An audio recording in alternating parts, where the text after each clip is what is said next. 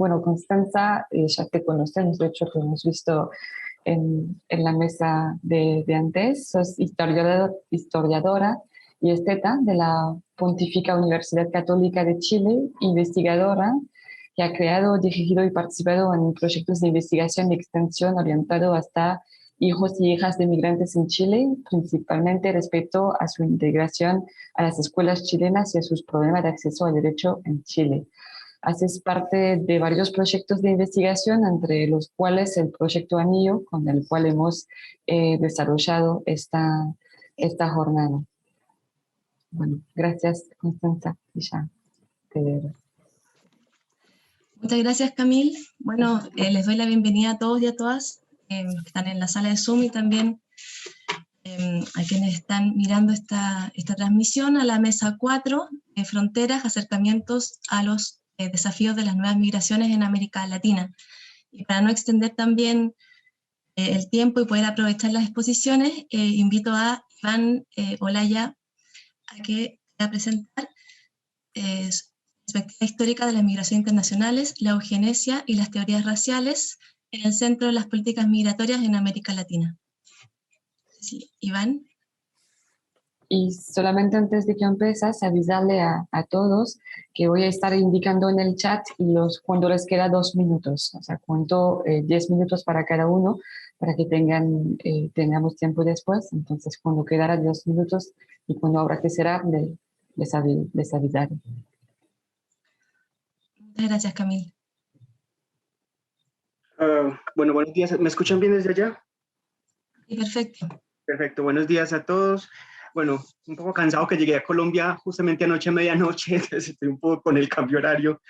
Trataré de ser bastante preciso con mi intervención. De hecho, voy a leer una parte, voy a tratar de comentarla un poco para que sea un poco más eficaz en todo caso con el tiempo. Bueno, esta es una reflexión que parte justamente de mi tesis doctoral que defendí el año pasado, a finales en diciembre, con respecto a justamente la eugenesia y las teorías raciales y cómo las migraciones en América Latina en los años 20 y 30 son como ese punto de convergencia entre la eugenesia y las teorías raciales. Entonces voy a leer un poco y voy a ir comentando poco a poco. La historiadora Alexandra Stern afirma que aunque la mestizofilia, culto al mestizo, tomó gran importancia en México en los años 20 y 30 con el fin de reivindicar el vigor de una nueva raza, producto del cruce entre el blanco y el indio, sus defensores nunca escaparon a los preceptos racistas que circulan en Europa y en América Latina desde finales del siglo XIX. La eugenesia mexicana se apropió de esta ideología para implementar una política de homogenización de la población, cuyo proceso conduciría a la desaparición de los mestizos y a la sentencia concomitante de los blancos. En Brasil, la mezcla racial, fruto del cruce de los blancos colonizadores, los negros traídos del África y los indígenas, preocupaba a las élites políticas y científicas. En su deseo de blanquear la población, atribuyeron el retraso del país a los negros u otros grupos raciales que ellos llamaban híbridos. Las élites brasileñas, así como las del resto de América Latina, conocieron y asimilaron las teorías racistas del siglo XIX, consignadas en los textos de Arthur de Gobineau, Gustave Le Bon y otros darwinistas sociales. Si bien las trayectorias de la eugenesia, y aquí hago un paréntesis, la eugenesia es básicamente un programa artificial de mejoramiento de la población a través del control de la reproducción y de la sexualidad de los individuos. Fue un programa que inventó, que acuñó el inglés Galton en 1883. Y la raciología, que sería la constitución oficial de las teorías raciales, están intricadas, la una no sustituye a la otra, ni están sistemáticamente articuladas. Por un lado, sus vínculos, y hablo aquí de la eugenesia y las teorías raciales, no siempre articulados de manera clara y precisa, variaban según los contextos espaciales y temporales. La historia de la eugenesia y la de la racialización de la población, aunque ligadas, conocieron procesos independientes. En ese sentido, mi trabajo se concentra justamente en el análisis de esos puntos de convergencia entre las dos ideologías científicas. Aquí hago un paréntesis porque yo justamente cito al historiador Héctor Palma, argentino, el hecho de considerar la eugenesia como no una pseudociencia, sino una ciencia, porque el momento de considerar la eugenesia como una pseudociencia borra justamente la dimensión de proyecto interdisciplinario en el cual todas las disciplinas de la comunidad científica internacional se involucraron con el fin de mejorar la humanidad a través del conocimiento científico y la implementación de diversas políticas públicas. Por otro lado, el tipo ideal, buscado por las élites políticas y científicas a través de los principios eugenésicos, estaban determinados por las especificidades nacionales y el contexto histórico, lo cual no siempre correspondía a los criterios de la idea moderna de raza.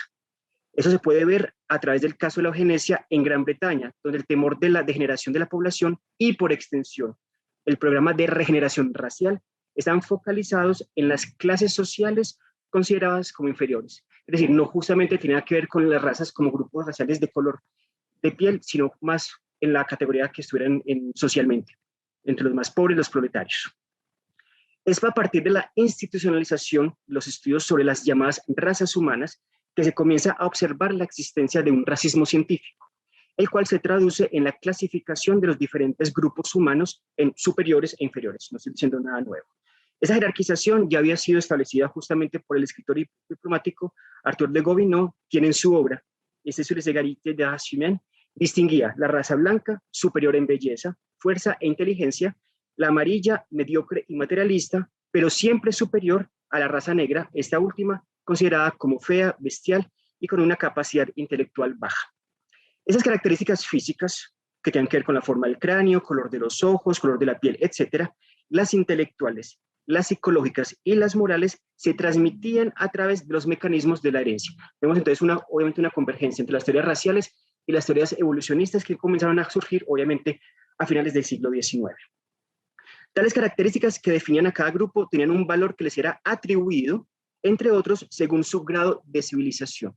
Aquí también hago entonces un paréntesis porque justamente cuando hablamos de las teorías racistas siempre asociamos el racismo y en muchos casos la eugenesia como una política o un programa más de la extrema derecha actual, pero vemos justamente que en el siglo XIX, finales del siglo XIX, fue la cuestión de la raza y la civilización estaba justamente ligada a las políticas de la Tercera República Francesa, que justamente a través de esa política buscaba justamente llevar su proceso de colonización, asegurando de que ellos eran los más civilizados, tenían el derecho propio de justamente colonizar y llevar su civilización a otras culturas no civilizadas.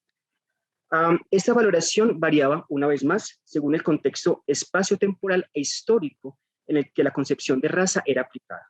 En pocas palabras, la noción de raza es una construcción social que se adaptaba a los rasgos propios de una región o de una nación y a la interpretación de sus defensores o detractores. Obviamente cada una da una valoración diferente al concepto de raza. Vemos justamente que en la época la raza podía ser atribuida a un país, a una región o a un grupo con unas ciertas características físicas e intelectuales.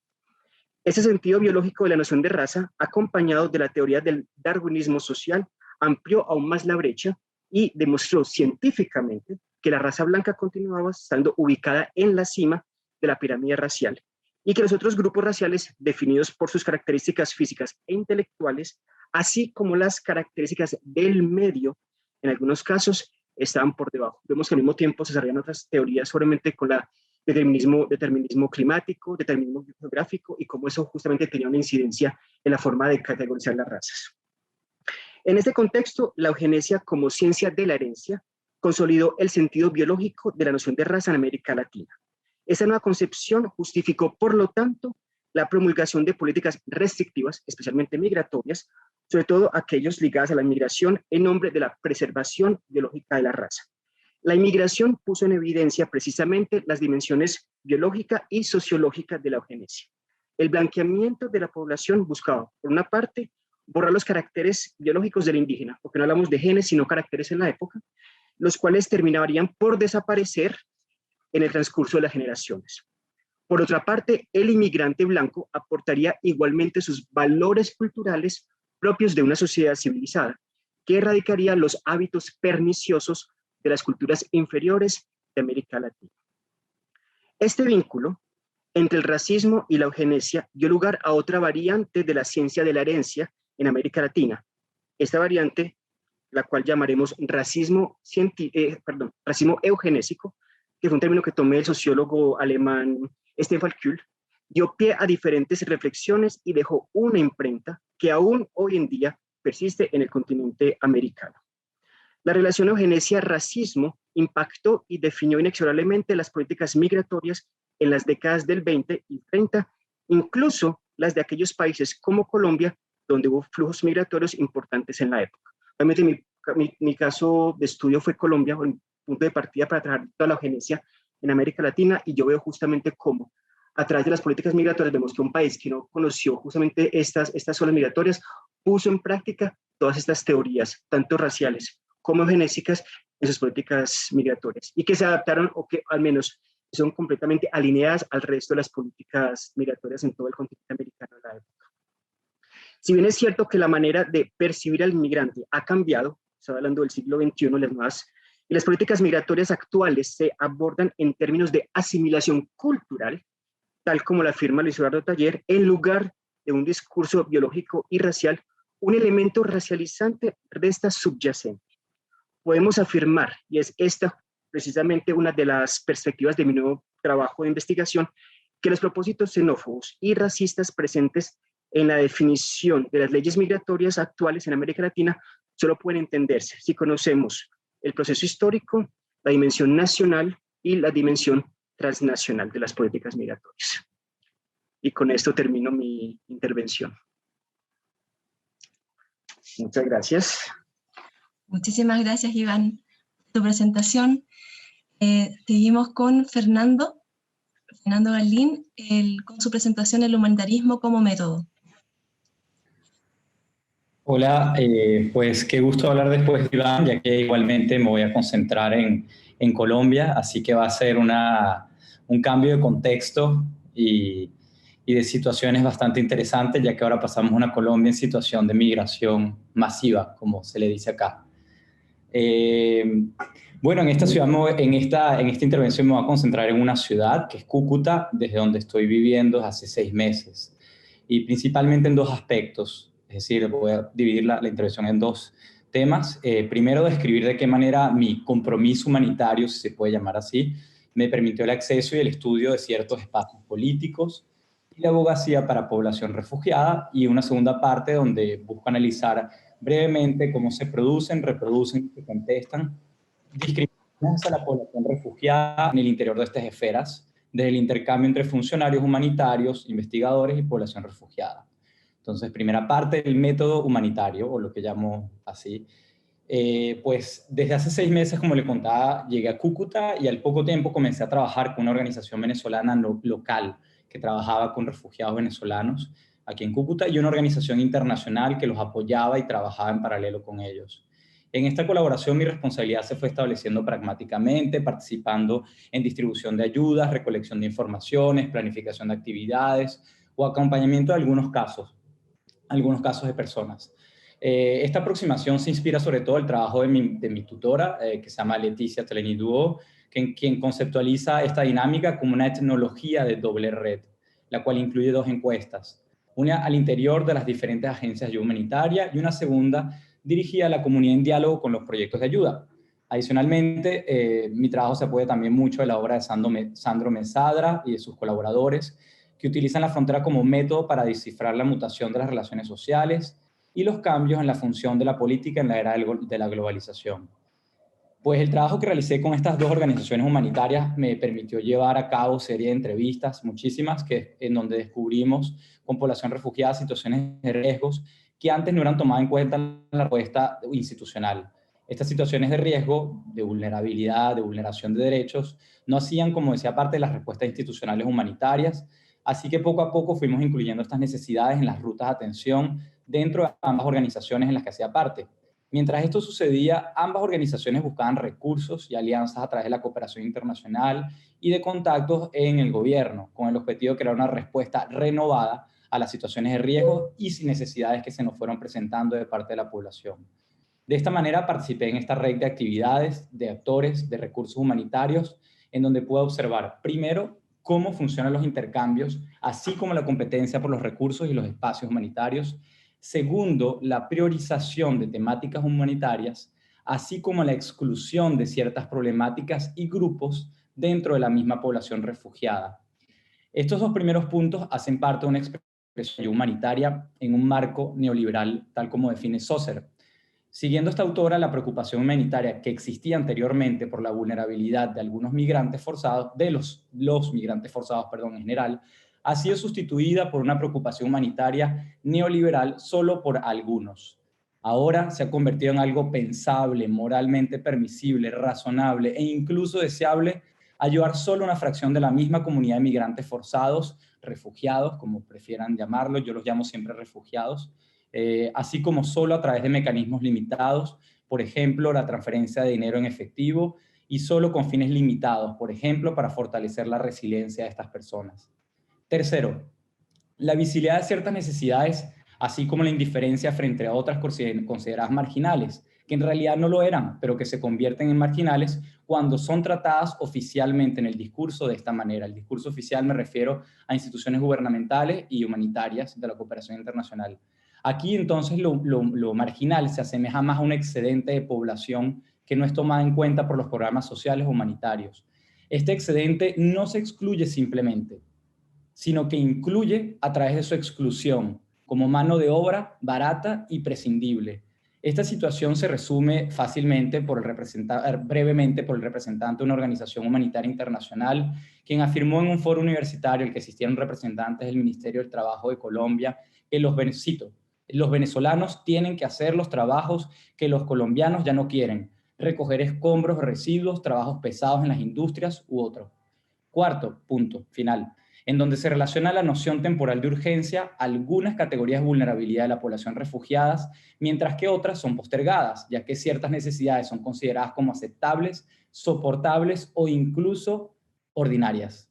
Siguiendo a Rajaram, podría considerarse que estos refugiados no prioritarios se les gobierna de forma similar a cómo se gobiernan grupos raciales y marginados en posiciones precarias del capitalismo, restringiendo la posibilidad de que unos grupos se conviertan en valiosos y que obtengan un valor proporcional del intercambio de su poder corporal.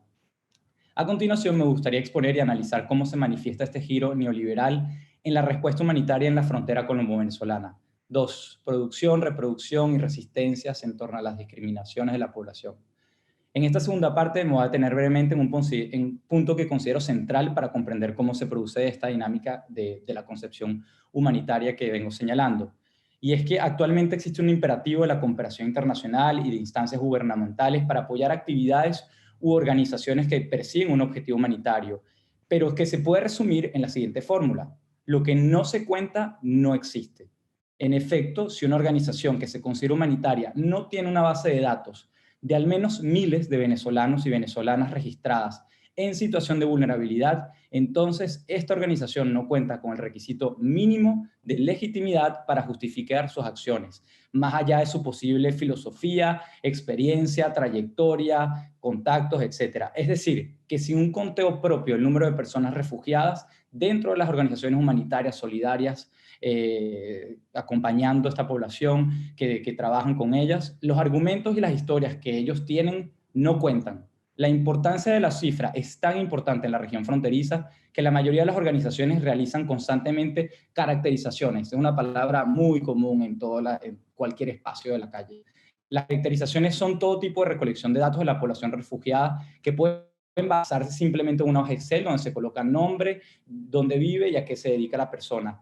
Estas caracterizaciones son realizadas varias veces al año por casi todas las organizaciones o durante todo el año para realizar los conteos. La caracterización hace parte de un proceso rutinario de las organizaciones, no solamente para contabilizar la población, sino también para controlar las ayudas, ya que oficialmente, e insisto sobre lo oficial, porque es lo que viene desde los lineamientos del gobierno, una organización humanitaria no puede ofrecer más de una ayuda una sola vez a una persona o núcleo familiar. Es decir, no hay recurrencia. Por su lado, las personas migrantes o refugiadas califican a estas caracterizaciones más bien como un censo. Es curioso cómo ellas perciben eso, no lo llaman caracterización. Ya lo identifican rápidamente: están haciendo un censo, tenemos que ir a anotarnos.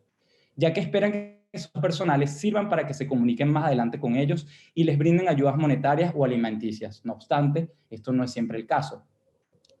La caracterización es una de las formas por las que se expresa el poder de la cifra como lenguaje preferente para representar las situaciones de vulnerabilidad.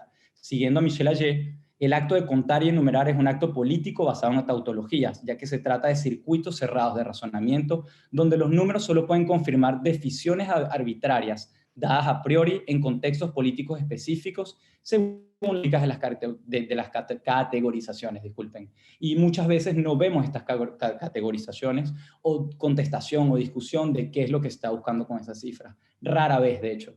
Al observar la respuesta humanitaria de la cooperación internacional y el gobierno en este marco neoliberal, podemos señalar dos características. Por un lado, la vulnerabilidad se considera, me quedan 2 minutos, yo creo que voy a acelerar esto bastante, ya que quería analizar un poco más en profundidad algunos temas. Entonces, bueno, sí, voy a pasar estas dos características y paso a la conclusión por si acaso me desbordo de 1 minuto y medio.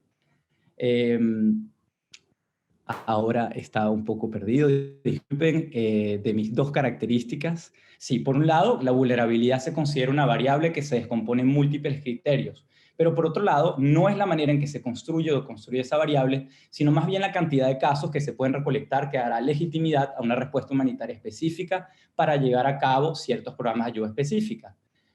Como lo resume un representante de una organización humanitaria en Cúcuta, la respuesta humanitaria en Cúcuta es como un hospital donde hay muchos médicos especialistas, pero ningún generalista.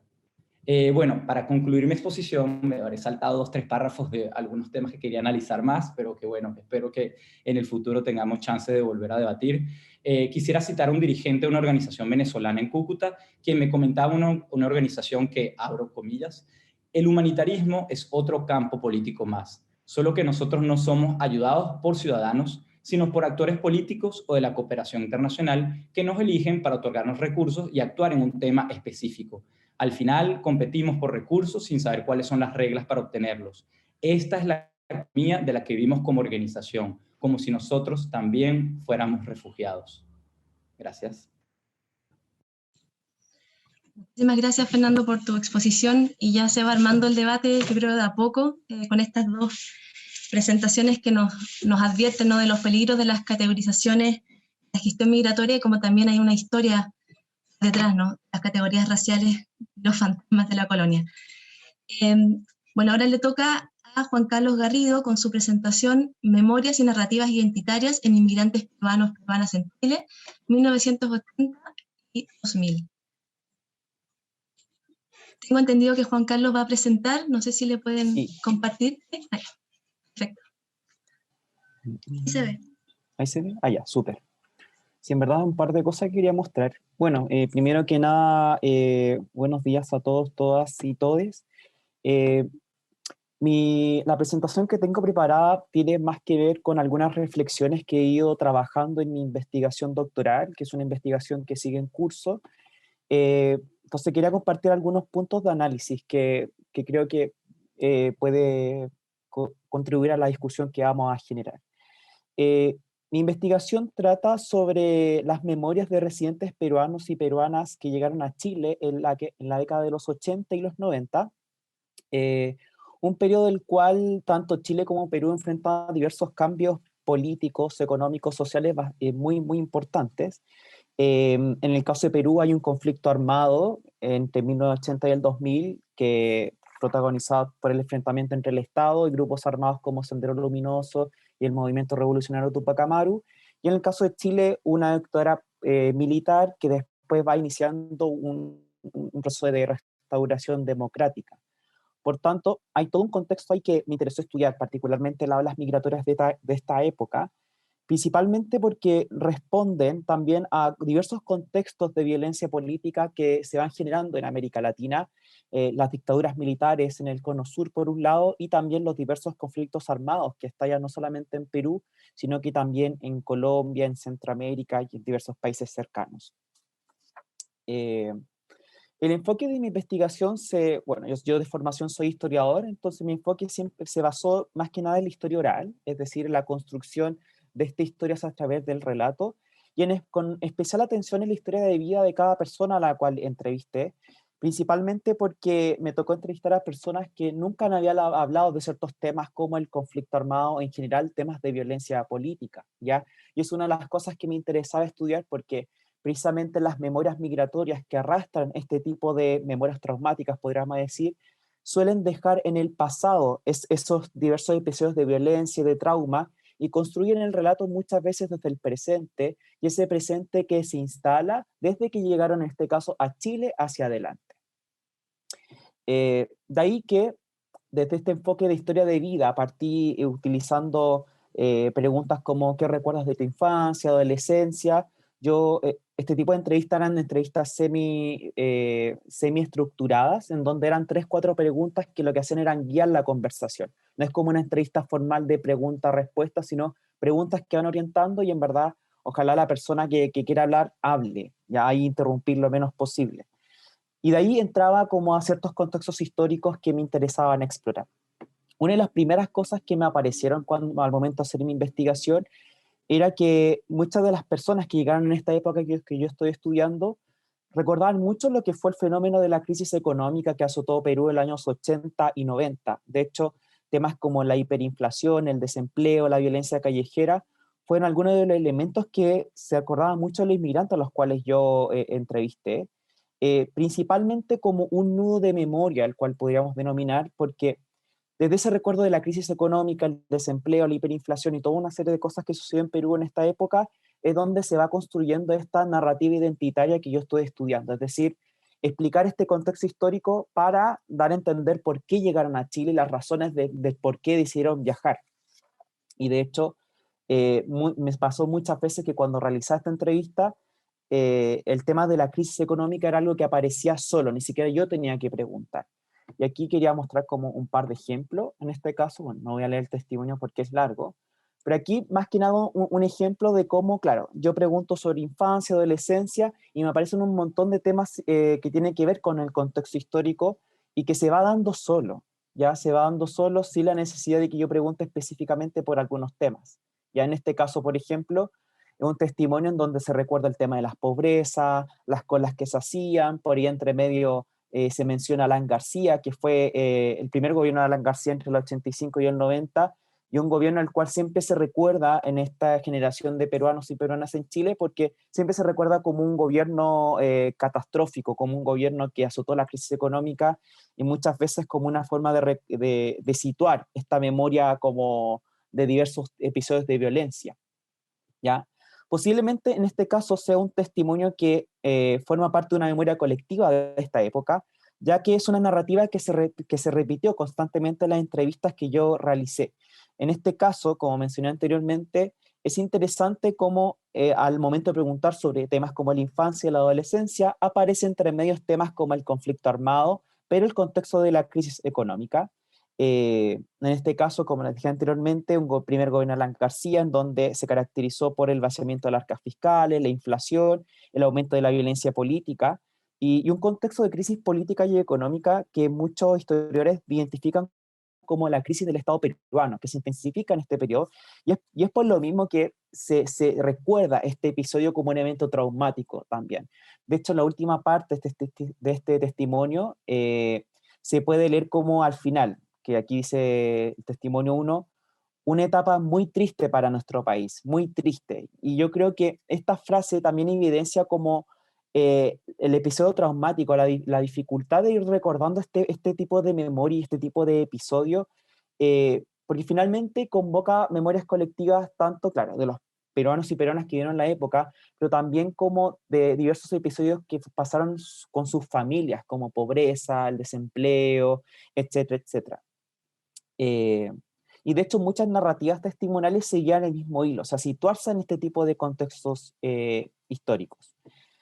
Respecto al conflicto armado propiamente tal, que era lo que a mí me interesaba también estudiar, fue uno de los temas que más me costó abordar en las entrevistas, principalmente porque se trata de un tema que genera controversias hasta la actualidad, particularmente en el contexto actual, donde en Perú hay una crisis política muy profunda que ya se arrastra hace un par de años, y siempre este temas como Sendero Luminoso, Fujimori, genera como ciertas disputas de memoria que todavía no se logran consensuar y que todavía genera como ciertas luchas de memoria, como podríamos denominar. Poco se hace referencia al conflicto armado interno, de hecho tanto en Perú como también los peruanos y peruanas que están acá hablan de la época del terrorismo, ¿ya? Así se sitúa el enfrentamiento que existe entre el Estado y los grupos armados. Y dentro de estas narrativas me di cuenta que había poco o incluso nada se menciona sobre el conflicto armado. Mi sensación es que al momento de ir reconstruyendo estas historias, episodios como la violencia política, el conflicto armado como que no aparece, muchas veces no se menciona o se menciona brevemente, ¿ya? al momento de indagar más sobre este episodio es cuando me di cuenta que se hacen muy presentes elementos como el silencio, como la dificultad de recordar, o muchas veces el olvido, es decir, como no recordarse mucho de esta época. Y aquí, por ejemplo, tengo otro ejemplo, testimonio 2, que ya hablamos netamente del conflicto armado, y un testimonio que hace evidencia un poco de cómo está presente el olvido, el silencio y la dificultad de recordar este tipo de episodios. No me tocó entrevistar a alguien que haya vivido directamente la violencia política, pero sí que convocan memorias colectivas y que recuerdan el tío que sufrió tal cosa, el amigo, la amiga, el amigo que falleció en esta época. O sea, memorias que tienen más que ver que, claro, no sufrieron violencia política directamente, pero sí indirectamente, y convoca ciertas memorias traumáticas.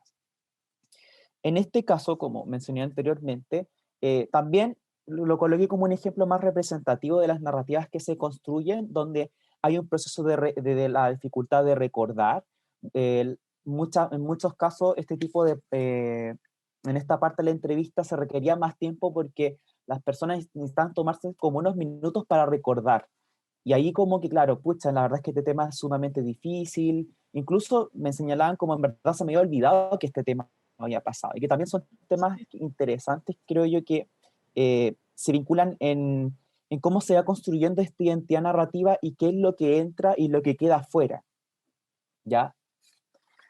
Bueno, me queda poco tiempo, pero un poco para ir cerrando, una de las cosas que más me interesa de estas narrativas identitarias es cómo van entrando elementos y cómo quedan fuera. Y dentro de estas narrativas identitarias, donde más se cargó la historia, creo yo, fue particularmente en cómo desde que llegan a Chile hacia adelante se construye una historia. Desde ahí como que encontré más historias que podrían contar. Y como que esa llegada de Chile hacia adelante lo sitúan como desde un presente, considerando además que todas las personas que entrevisté son personas que ya están instaladas en Chile. Entonces ahí es como una narrativa más heroica, una narrativa que las cosas que logré me costó, pero finalmente igual me pude insertar, etcétera, etcétera.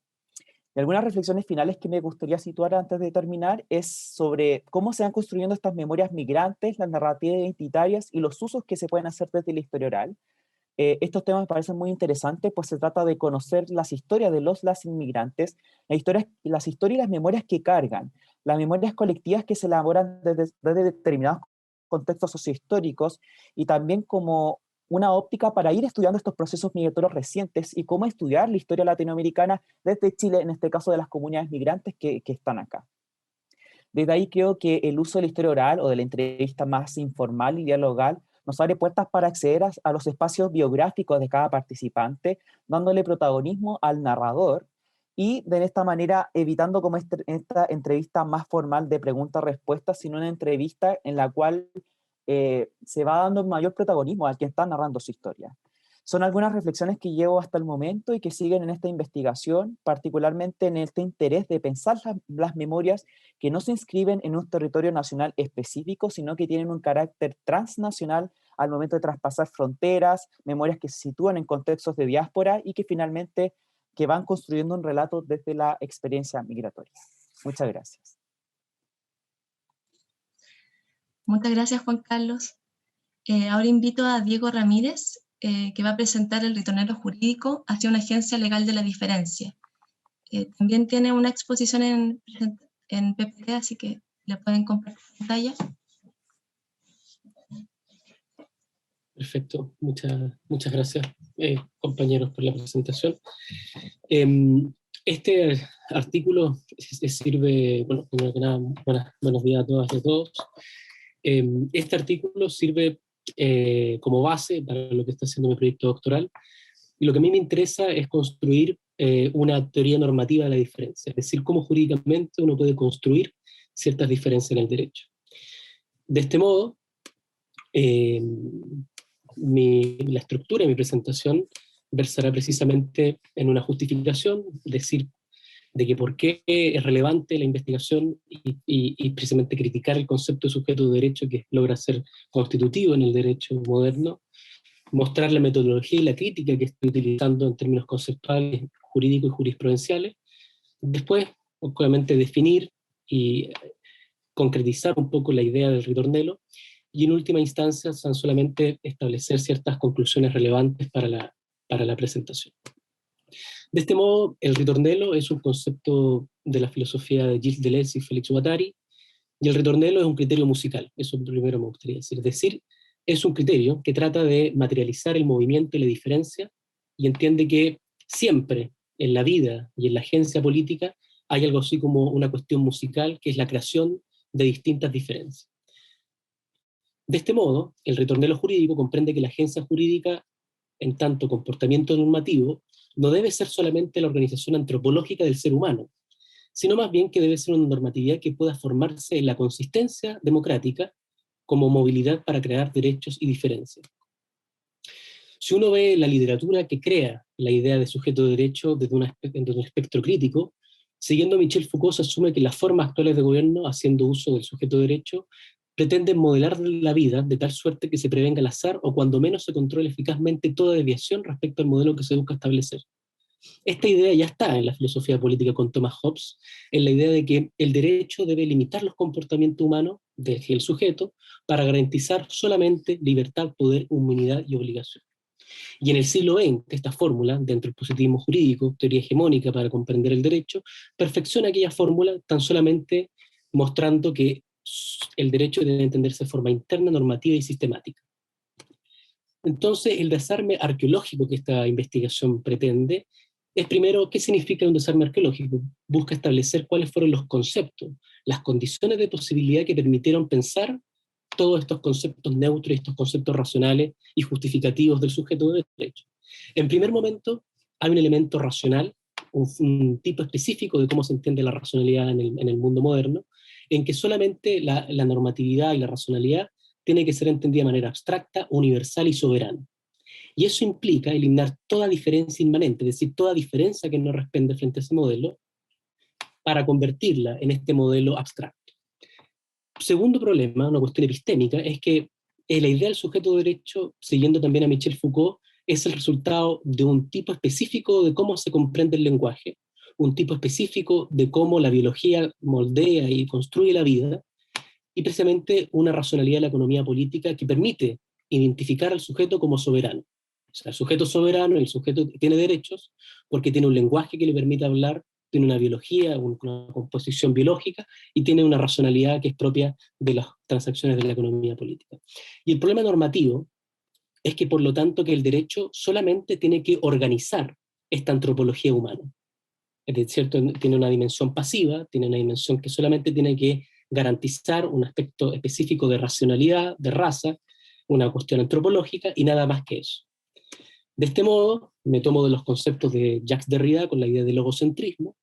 ¿Y cuál es el problema entonces? El problema normativo es que el sujeto de derechos organiza toda diferencia hacia un modelo antropológico que se identifica por tener una definición natural, es decir, un carácter verdadero de qué es lo humano, un tipo de economía, es decir, un modo de pensar, una racionalidad, un forma de ver el mundo, y precisamente hay una cuestión racial, en cómo comportarse jurídicamente. Entonces, siguiendo Derrida, es una identidad que se encuentra contaminada por significados externos que reducen toda diferencia y al mismo modo, lo más importante, borra mediante su ejercicio racional, mediante su abstracción en este caso, toda condición de significados que la produjo de ese modo. Es lo que él precisamente habla de la huella. Entonces, ¿qué es el ritornello? El ritornello, de este modo, como bien dije, es un criterio musical, un criterio que entiende que la agencia en el derecho no solamente responde a cuestiones de organización, sino a temas de consistencia. Por ende, entiende que los ritmos y los medios son los puntos sobre los cuales el derecho debe fijarse para crear las diferencias y no domesticarlas y no decodificarlas bajo un único modelo productivo. De este modo, la idea de desterritorialización hace referencia a una cuestión geográfica, por cierto, espacio-temporal, pero además también a una cuestión de transformación.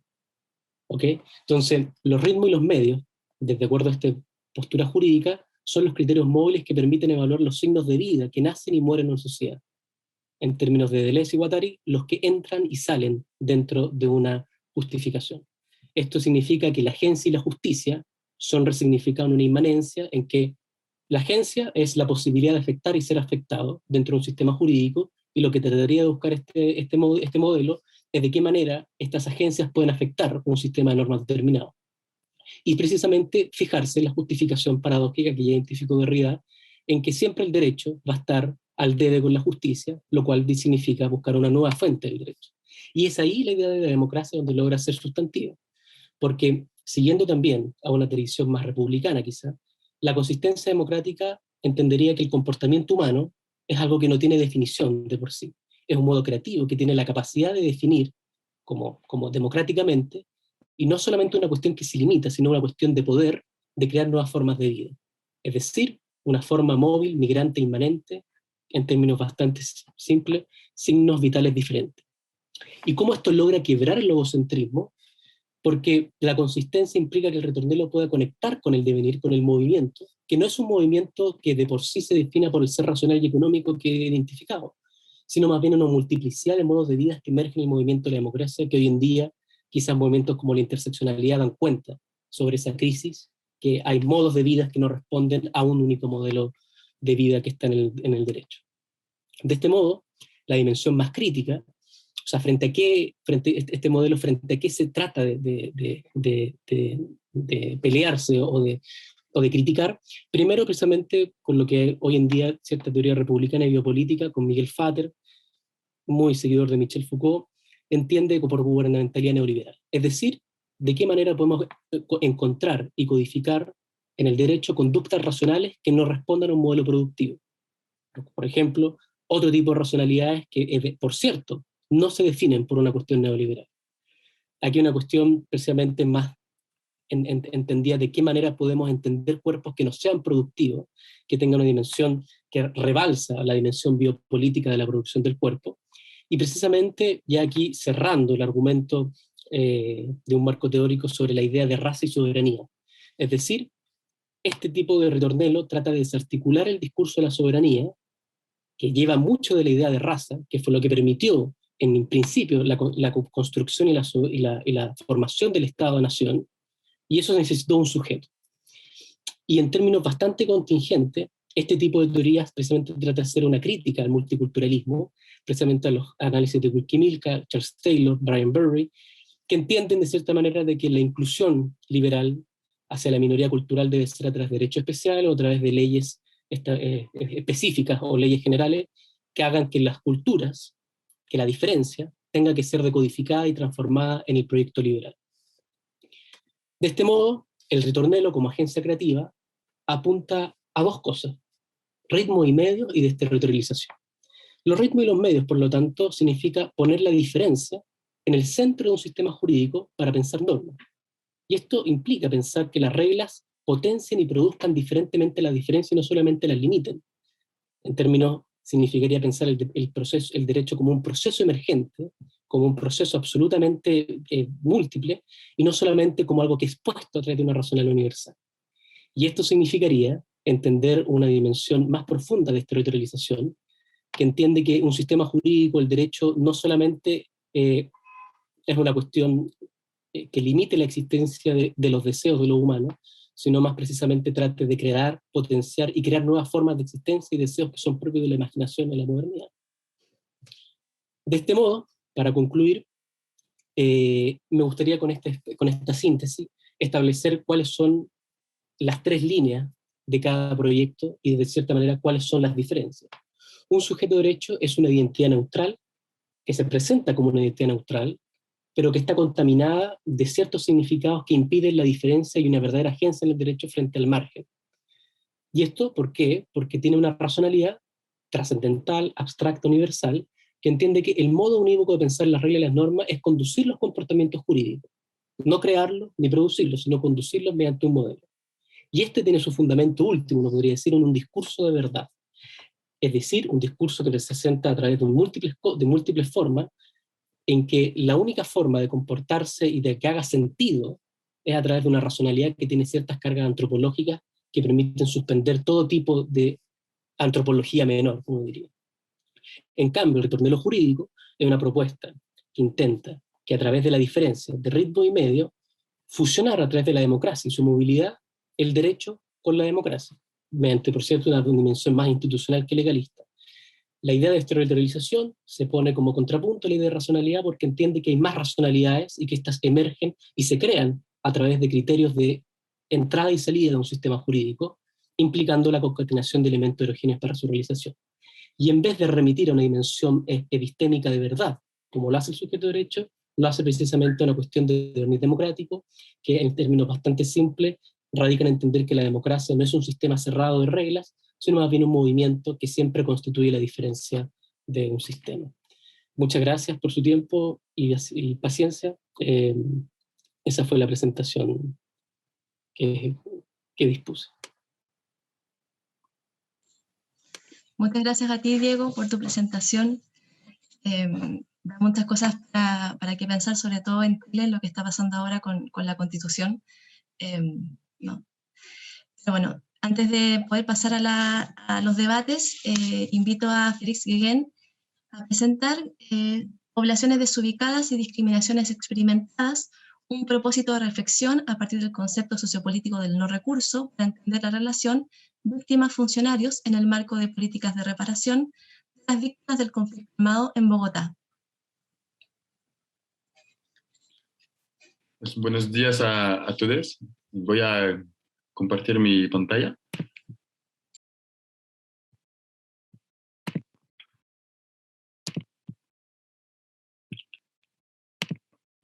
Pues el título cambió un poquito, pero se queda lo mismo. Pues muchas gracias a todos para sus presentaciones.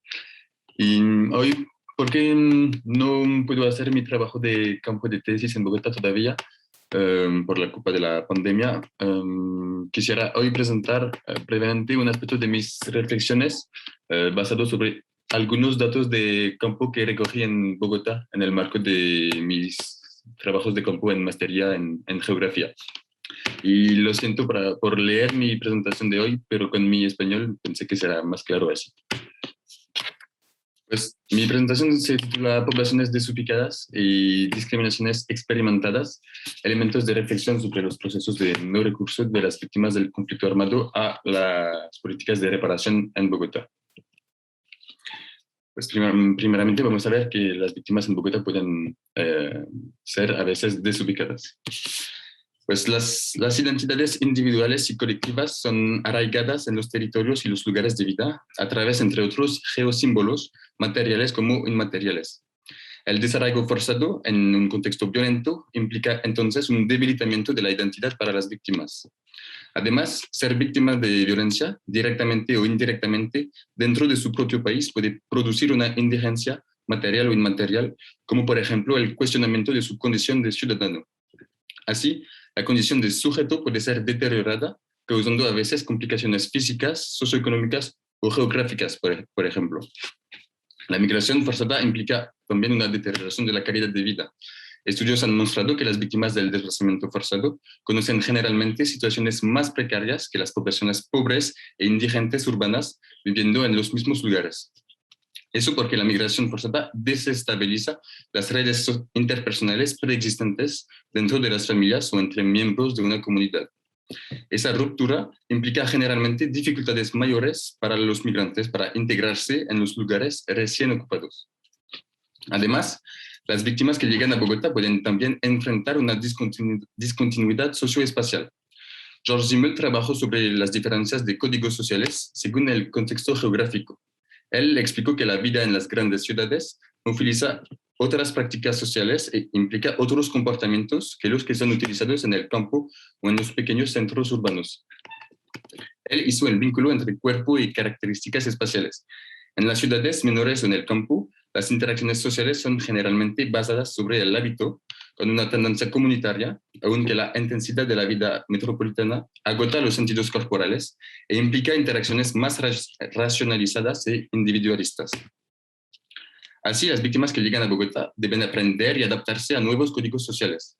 Para personas que han sufrido diferentes tipos de violencia y han perdido casi todas sus referencias, este esfuerzo puede aumentar el sentimiento de desubicación. Luego, las víctimas adoptan varias estrategias en la ciudad, pero generalmente van a establecerse en las periferias de Bogotá, construyendo viviendas o arrendando una habitación en los barrios pobres o informales de la ciudad. La mayor parte de la población víctima se encuentra en las localidades más pobres de Bogotá o también en algunos municipios todavía más periféricos. Así, las víctimas enfrentan problemas de acceso a los distintos recursos urbanos por culpa de los procesos de segregación socioespacial.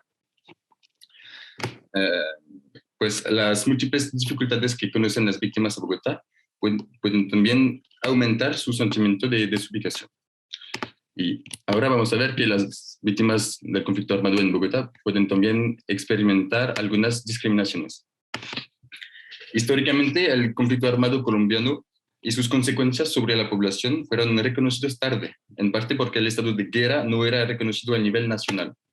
El sociólogo Daniel Peco justifica esta situación a través del carácter archipelágico de la repartición de los eventos violentos en las diferentes regiones del país, sin que un vínculo entre esos eventos al nivel nacional fuera establecido.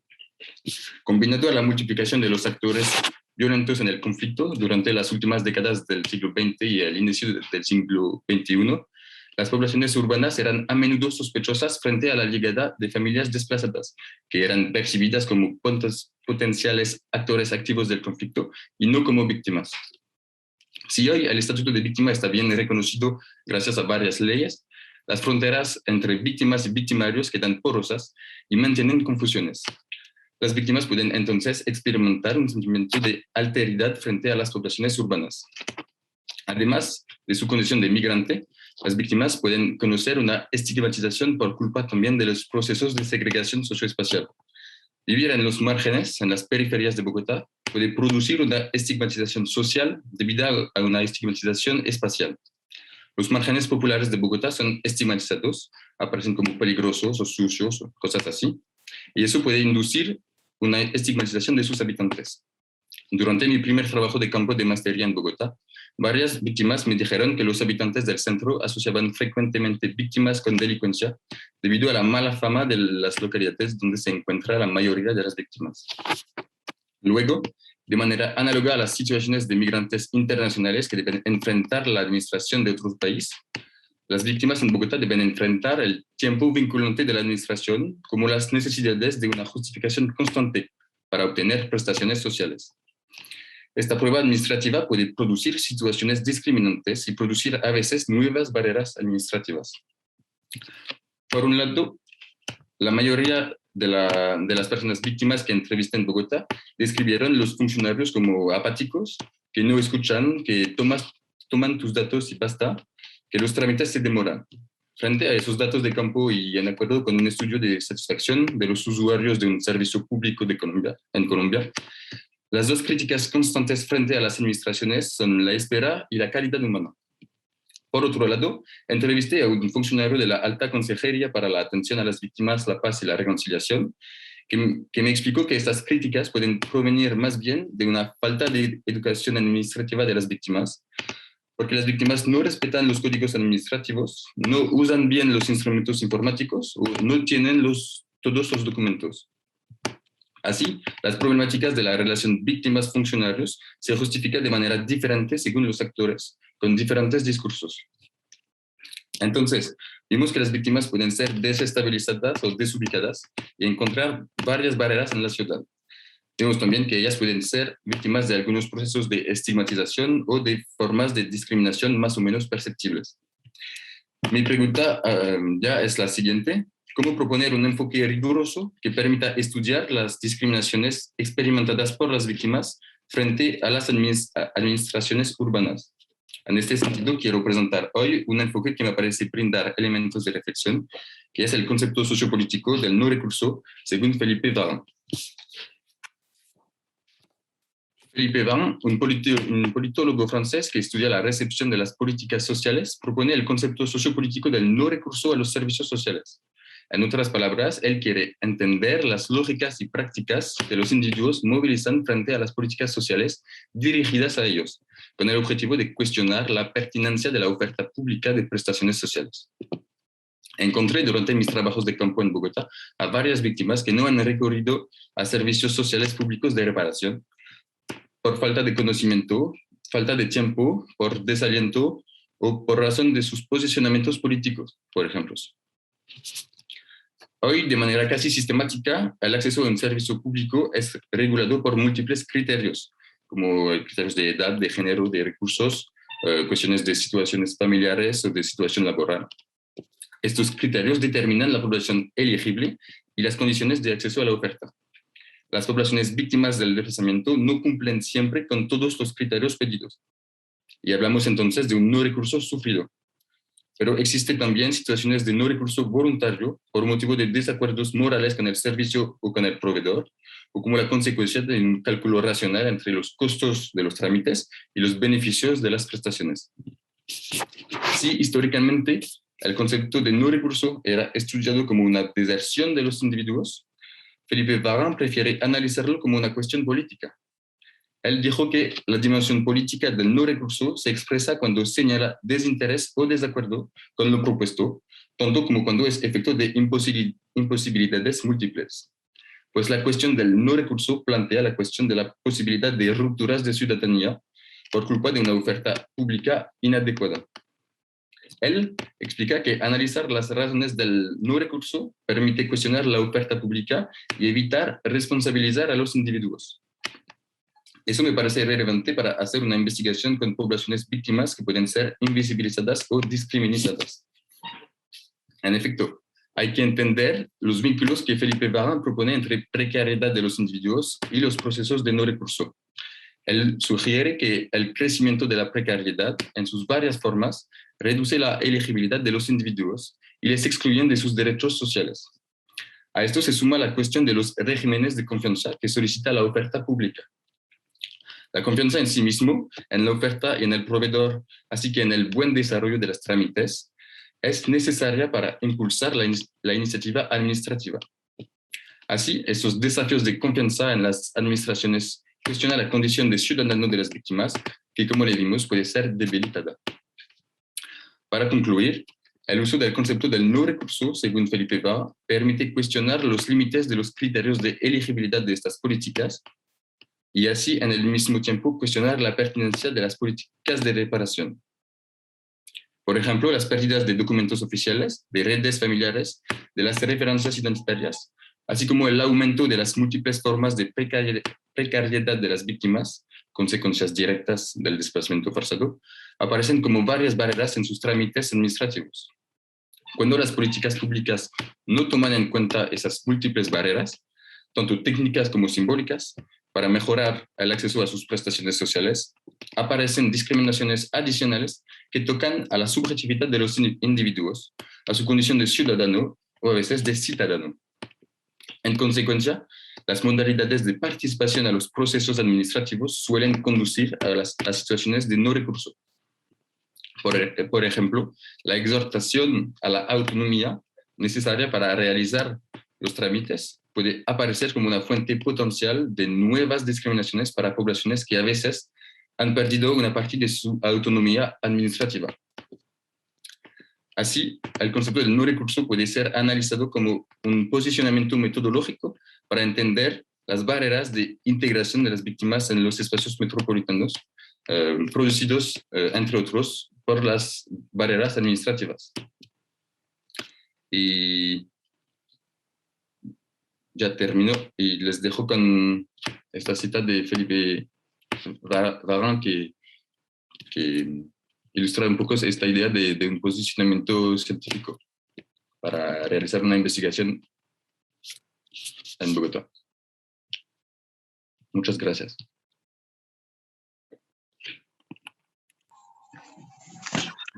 Muchas gracias, Félix. Bueno, para empezar les cuento que tenemos 15 minutos más de debate porque se tomó la decisión de extender un poco más estas mesas. Bueno, ahora me toca el rol de un poco de hacer preguntas, pero voy a hacer preguntas como a cada expositor. Me tocó una mesa de puros hombres, pero por favor los expositores nada más. Yo también, si es que otros de los expositores quieren entrar a la discusión, los invito para que no sea tan un diálogo como de pregunta-respuesta, sino que más bien una conversación, porque también hay muchos temas que aquí se tocan, o sea, el tema del no recurso, el tema del excluido, también lo tocó Fernando a través de otro marco teórico, pero aquel que queda fuera, ¿no?, de la gestión, fuera de la entrega, y que también tiene que ver con una suerte de categorización previa, ¿no?, que se genera tanto en la política pública como en lo jurídico, termina normando, ¿no?, una vida colectiva que, según nos propone Diego, debería darse de una forma mucho más creativa, ¿no? llegar a un equilibrio mejor entre derecho y justicia. Entonces, quiero partir con dos preguntas a Iván, quizás una más histórica y otra más actual. Mi pregunta histórica es, bueno, creo que el desarrollo que hiciste respecto también a la convergencia entre teorías raciales y las propuestas eugenésicas en las Estados-naciones nacientes del 19 y 20, muy interesante también de plantear un racismo eugenésico, de plantear una particularidad, ¿no?, de cómo se dio este proceso en América Latina y el Caribe como colonia, con otro tipo de historia, justamente los autores que se forja. También en ese mismo tiempo es el tiempo de las luchas sociales, ¿no? El finales del 19, principio del siglo XX, también es el siglo de las luchas sociales en América Latina, de los movimientos indigenistas, los movimientos sin tierra. También trajo aparejado otro tipo de políticas que son las políticas securitarias, ¿no? Por ejemplo, en este mismo periodo que tú nos relataste, también se dan las primeras políticas de expulsión, que también tenían ese incentivo de alguna forma de limpieza, ¿no? De limpiar, también argumentándose en que ciertas poblaciones o en que ciertos elementos eran disruptivos y en el fondo no iban la propuesta racial que tenía cada estado, la limpieza de la raza, el mejoramiento de la raza, etc.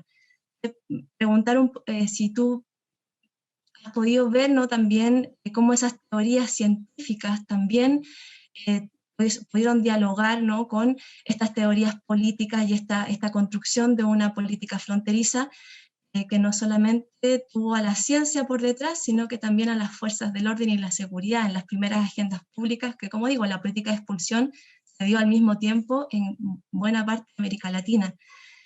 Una segunda pregunta que tiene que ver con las categorizaciones. Las categorizaciones son problemáticas, ¿no? En el fondo, y también la historia de las categorizaciones son problemáticas. Bien nos trajiste, ¿no?, y también Catherine Vitol lo habló ayer, es muy problemático hablar de categorizaciones por toda la historia racial que tiene. Por ejemplo, ahora en el COVID-19, en Chile, por ejemplo, tuvimos el problema de que en Chile no tenemos ningún tipo de categoría, por ejemplo, para visibilizar ciertas discriminaciones históricas. Por ejemplo, aquí no hay una categoría para el pueblo afrodescendiente, o para en el fondo los descendientes del pueblo afrodescendiente, no son categorías que están en la política pública, por tanto, no aparece esta desigualdad, ¿no?, histórica en el acceso a derechos, no aparece en la política pública porque ellos no aparecen como un grupo particular. Entonces, aquí también mi pregunta es, ¿hasta qué punto también tenemos que hacer el recuento de esas categorizaciones como históricas, en el fondo no caer en una reificación de la raza, pero sí ocupar esas categorizaciones para poder dar cuenta de ciertas exclusiones que son históricas y que tienen en el fondo también un vínculo con la construcción de estos grupos raciales o racializados más bien? ¿Cuál es tu postura ahí? ¿Iván? Hay una cosa, sí, hay una cosa muy interesante, justamente, bueno, voy a empezar con la segunda pregunta, porque a partir de, yo siempre me he hecho una reflexión con respecto justamente, y tomando el caso de Francia, que es donde vivo, y donde hay toda esa dinámica justamente de cómo en Francia no se puede hablar de categorías de poblaciones, justamente porque, bueno, está prohibido, pero, es decir, el problema justamente con las categorías, bueno, las implicaciones y peligrosas que hay de categorizar a las poblaciones, o de al menos jerarquizarlas, es creo que lo más peligroso es justamente que también el hecho de invisibilizar esos grupos que alguna vez fueron categorizados de una forma muy, muy negativa, pues hace justamente que no haya políticas públicas bastante que vayan directamente, que ayuden a esa población, que es lo que pasa, por ejemplo, en Francia, el no poder justamente ser capaces de definir que somos una población racializada históricamente, y que, bueno, ya haciendo eso, pues obviamente hay grupos que están completamente invisibilizados, o que han obviamente sido completamente pues al margen de toda cualquier política, y no se permite, al no trabajar las categorías, pues no se permite justamente saber cuáles son las necesidades de esas poblaciones, y creo que justamente eso se pone más en evidencia con lo que pasa justamente ahora con el COVID-19, y creo que en América Latina básicamente es la misma situación, que sean nuevos migrantes, que sean poblaciones justamente las afrodescendientes en Colombia, que están siempre son grupos marginalizados y que están justamente siempre en el Caribe o en la zona Pacífico. O sea, ¿cómo negar eso? ¿Cómo negar justamente que son las poblaciones afrodescendientes e indígenas que ya fueron categorizadas, fueron inferiorizadas en algún momento, pero siguen igualmente, están completamente invisibilizadas. Entonces, como ese riesgo justamente de no tener de no tener, de querer eliminar las categorías completamente sin hacer un análisis bastante objetivo, y las políticas simplemente se pierden frente a ello. Y creo que justamente fue lo que pasó en ese momento también. Con respecto a las luchas sociales, sí, bueno, lo que puedo decir básicamente, porque lo que yo trabajé fue más que todo las redes que se establecieron para justamente llevar a cabo toda una política panamericana de la eugenesia. Y era interesante justamente ver cómo esas luchas sociales que se hicieron en esa época, pues obviamente los gobiernos o las élites políticas se valieron de esos argumentos de que del socialismo o del comunismo justamente para evitar que llegaran inmigrantes que trajeran esas ideas revoltosas o anarquistas a los países latinoamericanos. Entonces creo que justamente también hay una cosa muy interesante, es porque si bien hablamos de una teoría biológica, pues solamente lo social estaba relacionado con ciertos comportamientos sociales, políticos y religiosos, estaban asociados a un grupo que era ya racializado y biologizado. Justamente hablamos que los comunistas obviamente eran los rusos o los judíos del este de Europa, y entonces esas categorías sociales están relacionadas a una categoría biológica, a una categoría racial. Y eso justamente llevó a que, obviamente, cuando uno mira las políticas públicas en América Latina en esa época, pues uno ve como que, bueno, inicialmente se decía, por ejemplo, se prohíbe el ingreso de personas anarquistas o con ideas socialistas, sin decir ninguna nacionalidad. Posteriormente, en los años 30, fueron mucho más países completamente, que eran en blanco, pero no se sabía obviamente que si un país se le bajaba las cuotas de inmigración, era porque simplemente era para países que tenían unas características sociales muy, muy particulares. Europa del Este, principalmente, por ejemplo, o los chinos, bueno, en fin, eso obviamente varía de acuerdo al momento espacio-temporal. No sé si respondí las preguntas. Sí, no, perfecto. Bueno, voy a pasar a Fernando, y como digo, si alguien más quiere meterse en el debate, muy bienvenido. Bueno, un poco también, Fernando, alguna vez tú nos advertiste un poco de también qué ocurre, ¿no?, con esta gestión humanitaria que denominas neoliberal, donde está de recopilar información para gestionar las ayudas, pero que finalmente de humano no tiene nada, ¿no?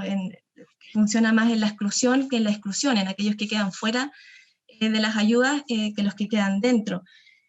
Ahí te quería preguntar la misma pregunta que le hice ayer a la profesora Vitol y al profesor Taller. Estamos en un escenario actual, mirando lo que está ocurriendo en la región, lo que está, por ejemplo, pasando con Venezuela hoy en día, y todos los países de acogida a la región donde están generando los corredores migratorios. ¿Es la figura de refugio una figura que puede responder? ¿Es la figura de asilo del refugiado una figura que puede responder a lo que actualmente está pasando?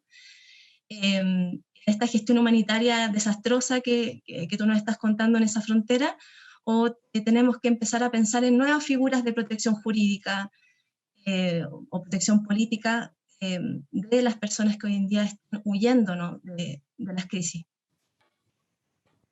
Yo sí creo muy necesario pensar en unas nuevas formas de protección, sobre todo de reivindicar qué significa la protección, porque si vemos el nuevo estatuto temporal de protección a los venezolanos, que es la manera, el decreto por el cual entonces se va supuestamente a regularizar a más de 1.700.000 personas, que parece algo realmente muy bueno y hay que apoyarlo en eso, pero hay que también decir, no brinda una protección, brinda una regularización. Entonces, habría que realmente diferenciar lo que significa un procedimiento de regularización a uno de protección y reivindicar qué significa la protección, ya que se está utilizando para no dar como tal respuestas de estatutos a refugiados. Así que hay que repensar las formas en donde se otorga el estatuto de refugiado, de cómo se hace, de sus mecanismos, de la lentitud que tiene, por ejemplo, y creo que este tipo de ejemplos son bastante ilustradores de qué ocurre, ¿no? Por ejemplo, los caminantes. ¿Por qué son caminantes? Los caminantes de América Latina son caminantes porque no se les brinda un transporte, no porque quieren caminar. Nadie quiere caminar miles de kilómetros. Entonces, ¿qué ocurre? Que no tienen transporte. Porque si uno le pregunta a migración dice que eso es culpa de Cancillería. Si uno le pregunta a Cancillería, eso es culpa de la Presidencia. Y así se va rotando la papa caliente, ¿no? De quién tiene el problema. Al fin y al cabo, los caminantes porque el gobierno no lo autoriza, porque es una política. Caminar es una política. Que no tengan protección es una política. Entonces, ¿cómo reaccionar a todo esto? Pues hay que seguir pensándolo. Hay obras como, por ejemplo, Alexander Betts, que habla de survival migration, de cómo los estatutos de refugiado hay que presentarlos en la supervivencia de las personas y otras formas, categorías de reflexión a esta protección, pero sí considero que es muy necesario repensar esto y en el marco de lo que está pasando con los venezolanos, pues para que no se pierda la protección que tienen, sencillamente porque se les otorga mecanismos de regularización que son importantes, pero que no protegen. Y yo aprovecho también, no sé si puedo hacer de una vez o si tiene otra pregunta, Constanza, para hacer una pregunta a Diego, que quería también aprovechar este espacio para eso. Tenía otra pregunta, pero quizás dale Fernando, para dinamizar un poco más esto. Vamos, pues. Lo que quería preguntarle a Diego es que, pues, me parece muy interesante esta orquesta de definiciones que utilizas ahí. No lo digo irónicamente, sino realmente me parece muy interesante poder darle tanto, no sé, visibilidad a situaciones a través de estas definiciones. Me parece muy interesante.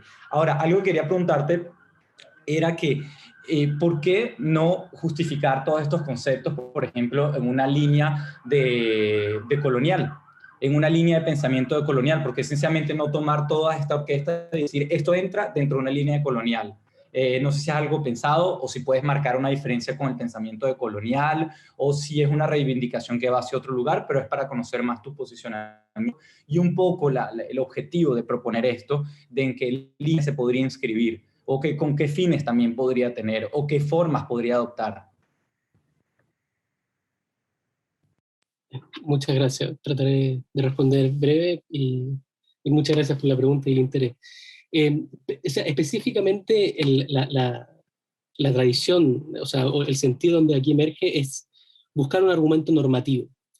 Y principalmente cuando uno ve las justificaciones normativas, es decir, discursos, cómo se construyen discursos de justicia, discursos jurídicos que pretenden normativamente garantizar quizás la línea de lo que decía Félix, recursos, garantizar oportunidades, garantizar autorrespeto en un discurso más liberal, es ahí el problema que yo identifico. Y ahí yo veo en la tradición más postestructuralista, más que colonial, conceptos que son más libres y conceptos que son de manera mucho más afines a la diferencia, que es lo que a mí me interesa.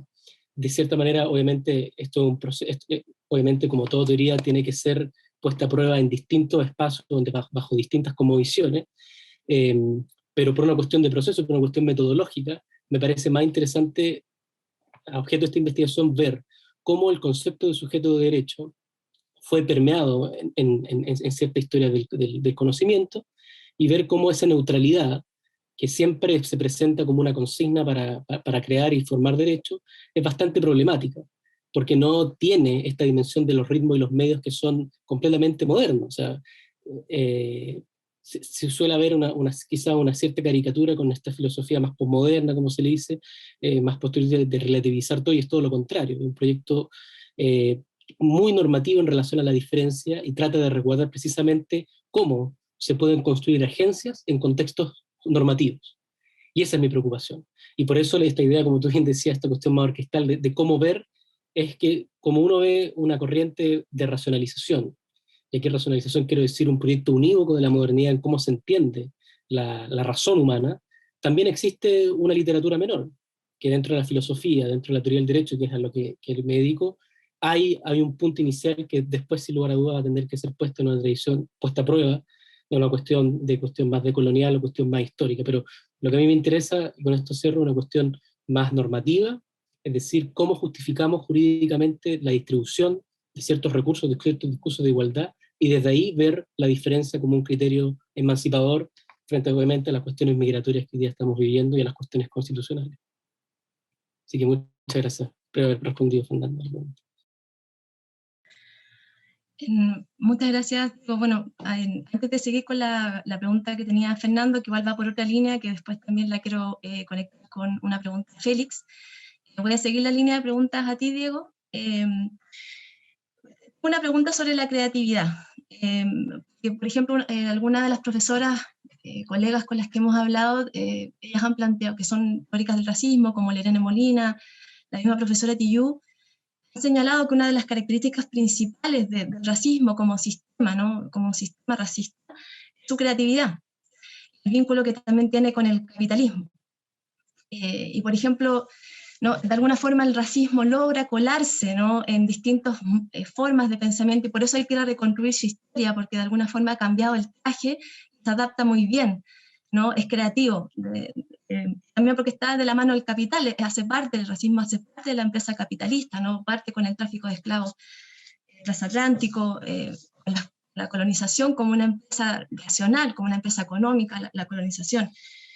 Entonces también cómo comprender cómo esa creatividad ya fuera, ¿no? del capitalismo, fuera de la lógica creativa del capitalismo, entendiendo que también, como dice Saskia Sassen, hoy día las migraciones contemporáneas van de la mano de la economía productiva del capital, donde los estados nacionales y su soberanía jurídica es bastante menor, ¿no? Porque se mueve en una escala transnacional que supera la soberanía jurídica de los estados.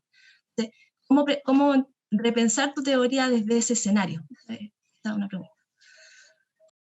Sí, bueno, de verdad, muchas gracias por la pregunta, Constanza, porque es específicamente uno de los temas, los marcos teóricos que marcaría marcar, baja redundancia, la diferencia.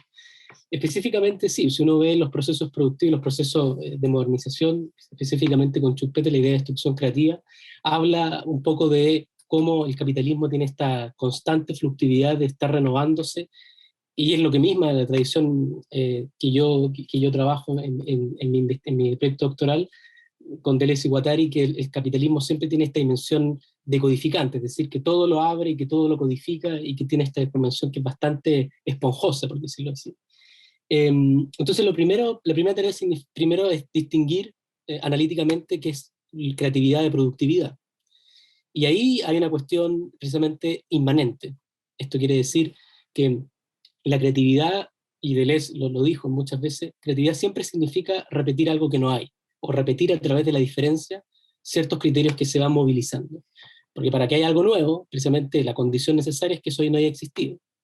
Y eso precisamente desde un sistema jurídico normativo significaría ver de qué manera se pueden repetir normas en espacios totalmente territoriales, que a través de la repetición y la utilización de esas normas haya nuevas formas de comportamiento jurídico. Es decir, esto en la literatura, sobre todo en Australia, donde se trabaja más estos asuntos, hablan de desterritorialización normativa, es decir, ver pragmáticamente si una norma se aplica o no se aplica de acuerdo a las convenciones o a las dimensiones más culturales de cada núcleo. Entonces, yo diría que el punto fundamental para distinguir entre creatividad y productividad es precisamente un criterio de inmanencia. Porque si pensamos la creatividad siempre bajo la idea de una idea de ideas trascendentes, estoy pensando, como producir, capital, neoliberalismo, forma empresa, que hoy en día todo tipo de creatividad, todo tipo de idea, termina tarde o temprano en una empresa, que es una cuestión que precisamente es el núcleo frente a esto. Entonces, una agencia creativa y no productiva trata de precisamente ver de qué manera se pueden repetir normas, y con esto termino, repetir normas que están dispuestas mediante un sistema jurídico, y mediante la repetición de esas normas se reinterpreten y se forman constantemente otras agencias. Y eso significa precisamente no estar en contra, por ejemplo, del argumento más multicultural de Kimilka, sobre todo Taylor, de identificar que siempre estas repeticiones, estas formas de cómo se utilizan las normas, la diferencia, tiene que ser siempre condicionada, conducida hacia el proyecto liberal. Obviamente es una tarea que es parte del desafío del proyecto doctoral, pero la dimensión más ontológica, que es lo que será la cuestión más profunda, es una cuestión conceptual de que tener claro, hay creatividad cuando existe una dimensión libre, puntos de fuga, dirían algunos, como Deleuze, respecto a un sistema cerrado, y ahí la idea de esterilización es bastante potente, porque permite decirte, esto se salió de este sistema, y al mismo tiempo esa salida marca nuevos inicios.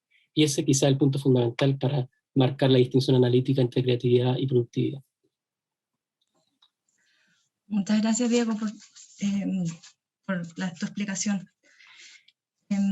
Bueno, voy a seguir con una pregunta, Fernando, que la quería hacer antes y también después conectarlo un poco con la exposición de Félix. Tiene que ver también con cómo se gestionan, o cómo, más que gestiona, cómo se generan apoyos o ayudas por fuera de la gestión, ¿no? Porque una cosa son, como el Estado tiene que organizar las ayudas, para eso está, organiza la población, el Estado sin población, para eso está, para crear la población. Pero, por ejemplo, yo también he tenido la oportunidad de hacer entrevistas a personas venezolanas que están recién ingresando a Chile en el último semestre, por pasos clandestinos todos, muchos vienen de Perú, de Ecuador, me ha tocado muy poca gente que venga directamente de Venezuela, sino que ya llevan un par de años, un par de meses ya en tránsito, y terminaron finalmente en Chile, en este Chile que los está expresando de manera mediática y dando a cualquier grado de dignidad humana. Y la verdad es que los relatos me han sorprendido porque aparece mucho esto del abandono institucional. Y me nombran tanto a los estados, pero también nombran a las ONG, también nombran a las ayudas humanitarias, donde las ayudas no llegan.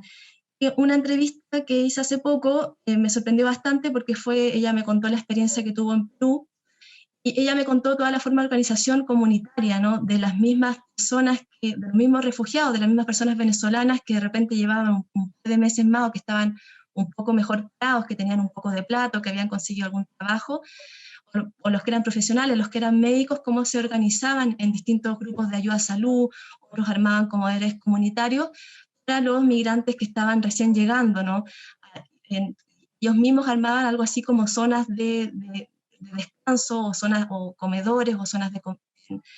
Era una organización interna, no había Estado, no había ONG, no había nada de eso. Eran migrantes ayudándose entre ellos, era la comunidad venezolana generando, autogestionando, ¿no?, sus ayudas y autoorganizándose. Entonces, quisiera preguntar si tú pudiste observar también eso en tu trabajo de campo, si es algo que tomas, ¿no?, de cómo frente al abandono estatal o el abandono de las ONG, en esta lógica absurda, ¿no?, del conteo, y finalmente estas ayudas comunitarias son las que están sosteniendo, ¿no?, la vida en las regiones fronterizas o en estos tránsitos que parecen interminables, de toda la migración venezolana en este momento.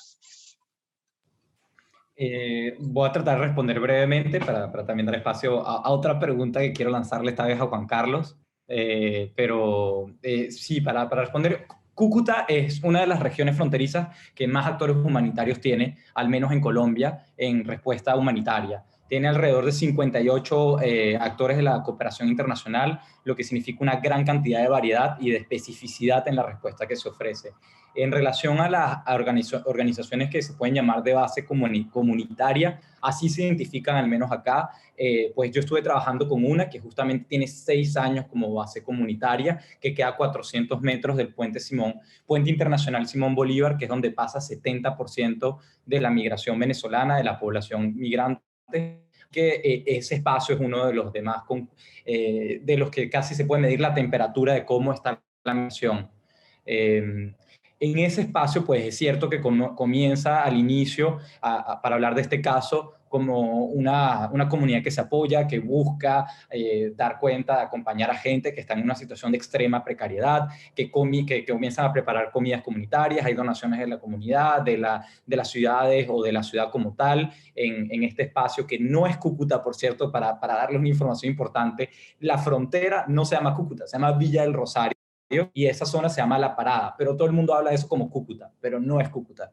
Entonces, bueno, una precisión un poco importante a nivel geográfico que también condiciona que los actores humanitarios están en Cúcuta, no están en Villa del Rosario y en La Parada, o muy pocos, muy pocos, en comparación con los 58, quiero decir, tal vez hay 3.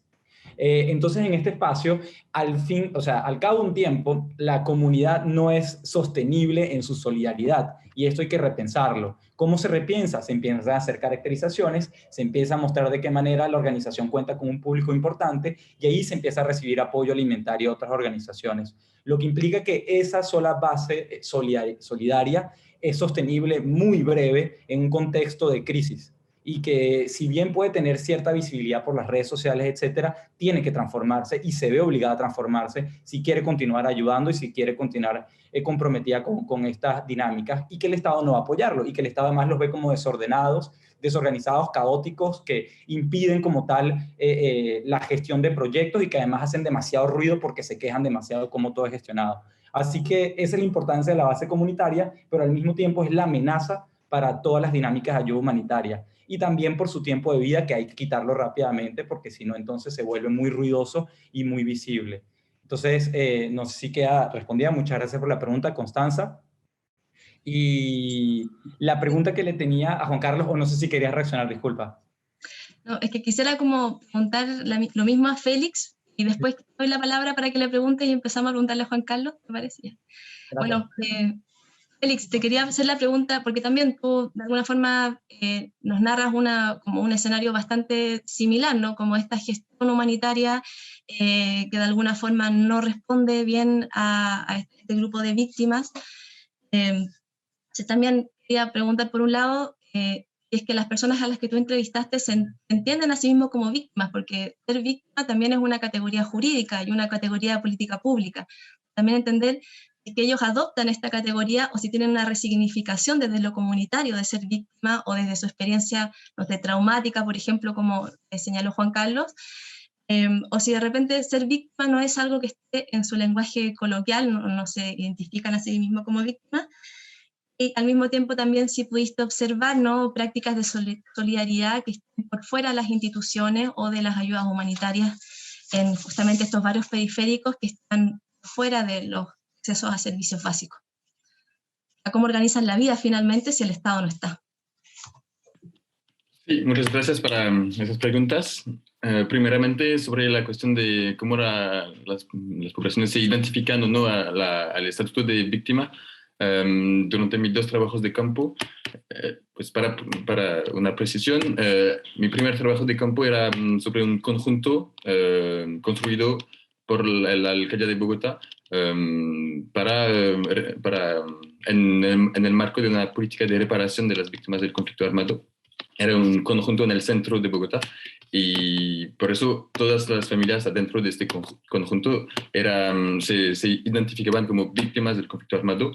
En un lado porque ellas han sufrido de violencias y del desplazamiento, y también porque era un criterio necesario para obtener una vivienda en ese conjunto.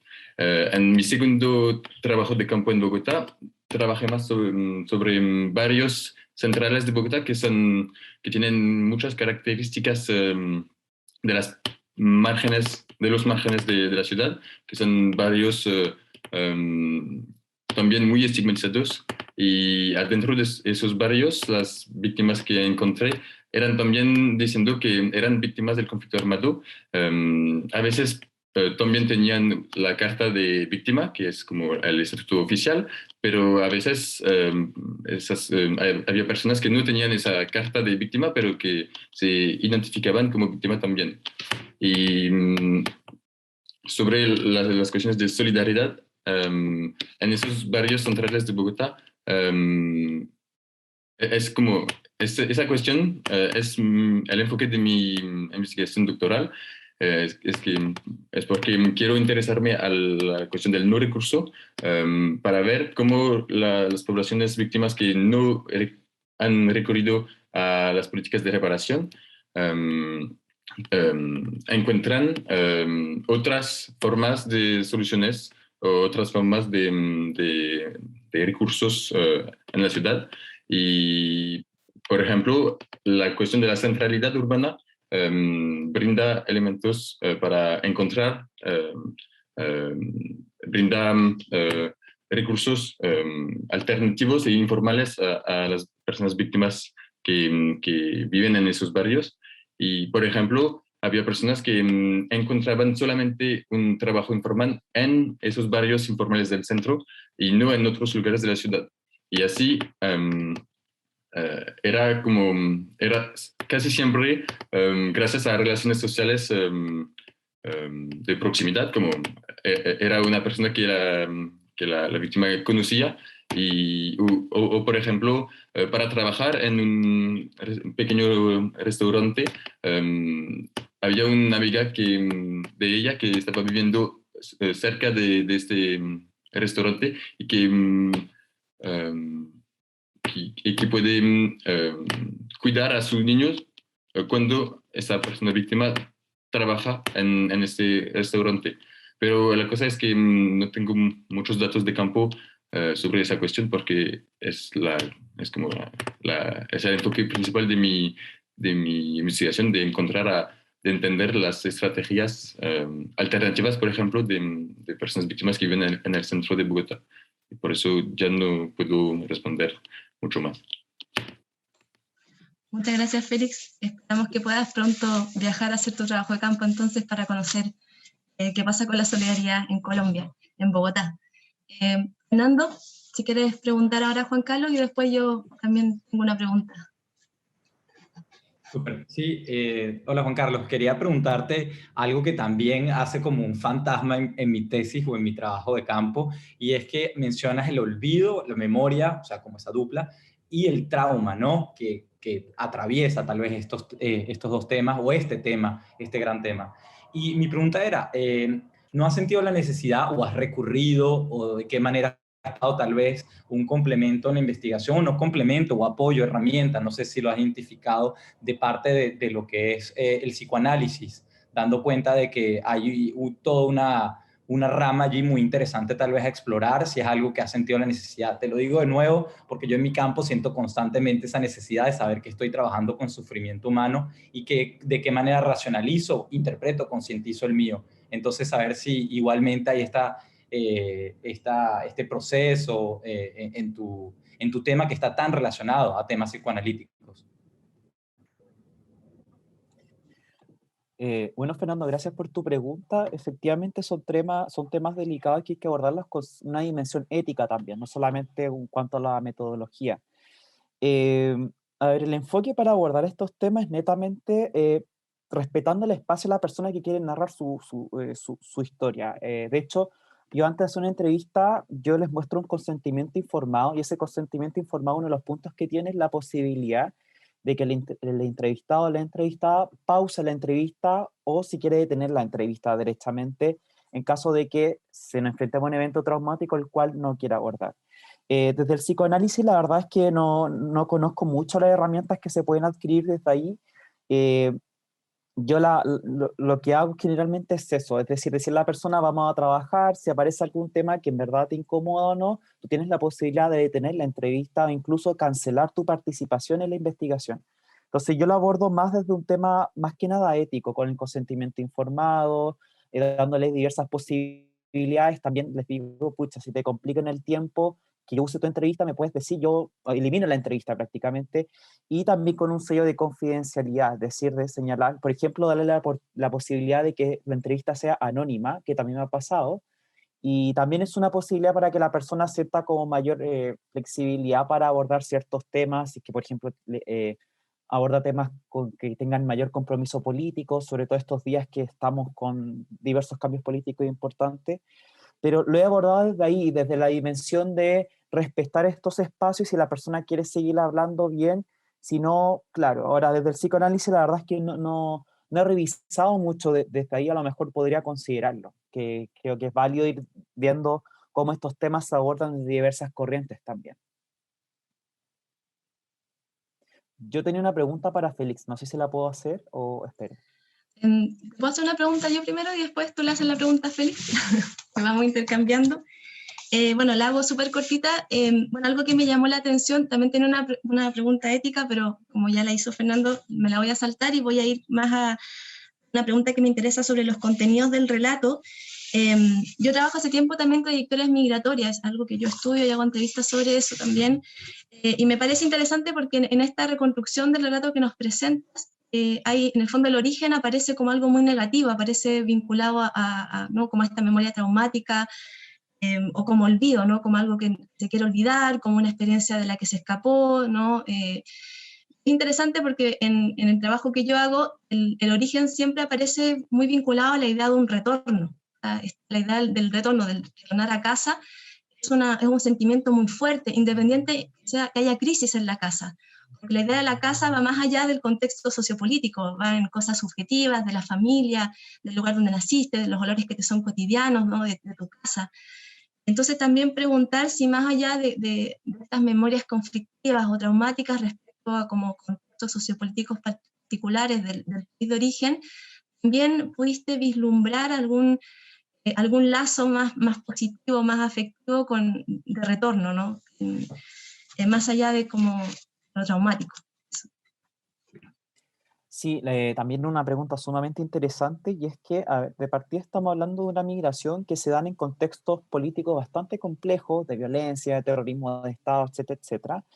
Y por otro lado, también el grupo de migrantes que he entrevistado son gente que ya está establecida en Chile y por tanto ya llevan 20, 30 años, por tanto no está esta posibilidad del retorno. Una de las cosas, igual un tema que estoy trabajando, pero yo creo que la presentación de Félix un poco da algunas explicaciones sobre esta línea, porque estamos hablando de migraciones que se dan generalmente en contexto no sé si de desplazamiento forzado, pero sí situaciones políticas que fuerzan a la decisión de tomar esa decisión, por tanto, corta cualquier posibilidad de generar relaciones interpersonales, tener contactos con la comunidad.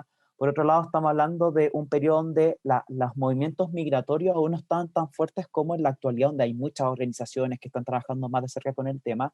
El periodo donde yo lo estoy estudiando no habían tantas organizaciones como activas en ese sentido, por tanto son personas que llegan y no llegan como a una comunidad peruana que los acoja, no, sino que llegan y van por sí solas como buscando trabajo, formando familia.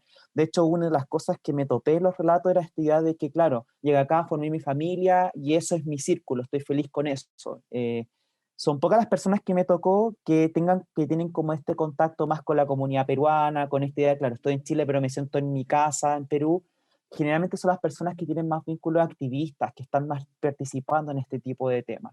Por tanto, sí, yo creo que debido a que el tema traumático está muy presente, siempre el origen está muy situado como a lo negativo y el retorno pocas veces aparece en el relato. Y insisto en esta idea de que me tocó con personas que ya están en Chile y que no tienen la idea de regresar. Muchos de ellos incluso señalan, la verdad es que a mí no me gusta regresar a Perú, me trae malos recuerdos, trato de yo traerme a mi familia, no sé, a mi mamá que venga a visitarme por las vacaciones, pero está eso muy presente. Igual son temas que tengo que seguir trabajando, pero yo lo tiro desde ahí, desde la idea de que son desplazamientos en contextos muy difíciles, por tanto, al momento de llegar no se da esta posibilidad de crear lazos, y ya en la actualidad mucho más difícil se da.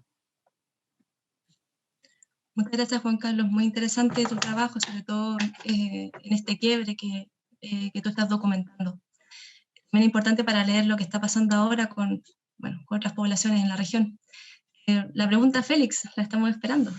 Sí, una pregunta breve. Me interesó mucho el tema del trabajo de campo, que por lo que veo tenemos casi la misma metodología, pero te quería preguntar cómo accediste a las entrevistas, considerando que el tema del conflicto armado, en el caso de Colombia, igual sigue latente, no con la misma magnitud de antes, pero sigue como de vez en cuando apareciendo. Entonces, te quería preguntar cómo accediste a la entrevista y si hubo como miedo a participar o miedo a involucrarse en este tipo de investigaciones, porque como te decía, o sea, actualmente todavía Colombia sigue enfrentando diversos escenarios políticos bastante complejos. Entonces, ¿cómo abordaste el tema de las entrevistas? Esa era mi pregunta.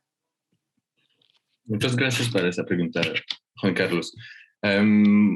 Pues durante mi primer trabajo de campo era en un conjunto y mi técnica era de caminar adentro del conjunto y solamente me esperaba que la gente viene a hablar conmigo.